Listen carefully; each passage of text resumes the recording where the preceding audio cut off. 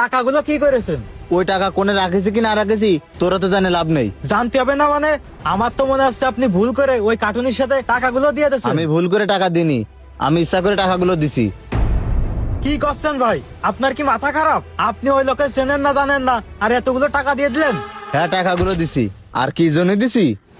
ভাই আমার ওই জমির বিষয়টা একটু দেখেন, ওই জমিটা নিয়ে খুব ঝামেলা হচ্ছে ভাই। আচ্ছা ঠিক আছে, তুই কোনো টেনশন করিস নে, তোর জমির বিষয় আমি দেখবা নে। দেখেন কিন্তু ভাই।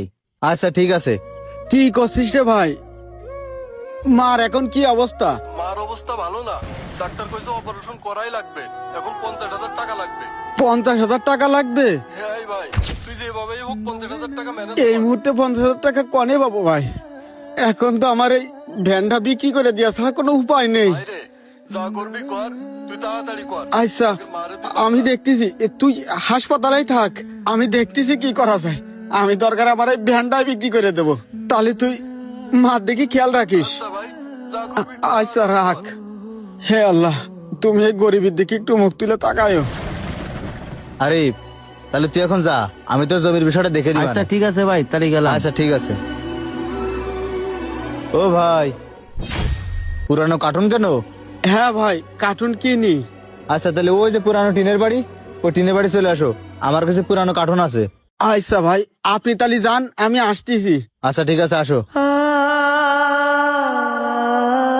হে আল্লাহ, আমি এখন এতগুলো টাকা কোন জায়গায় পাবো? তুমি একটু এই গরিবের দিকে মুখ তুলে তাকাই আল্লাহ। তাহলে শুনলে তো, ভাই গরিব মানুষ, ভাইয়ের সামর্থ্য নেই এতগুলো টাকা একসাথে ম্যানেজ করে তার মায়ের চিকিৎসা করানোর। তাই আমি ইচ্ছা করে কার্টুনের ভিতরে টাকাগুলো রেখে ভাইয়ের কাছে বিক্রি করলাম। ও ভাই, আপনি তো ইচ্ছা করলে ওই বাইরে ডাইকে এসে টাকাগুলো দিতে পারতেন।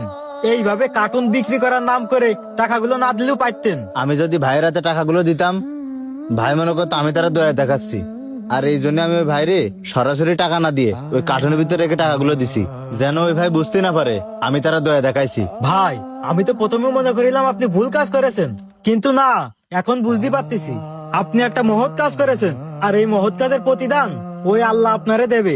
হ্যাঁ ভাই, এইভাবে কিন্তু মানুষের পাশে দাঁড়ানো যায়, আর সামর্থ্য থাকলে অবশ্যই মানুষের পাশে দাঁড়ানোর চেষ্টা করবি। চল ঘরে চল। চলেন ভাই।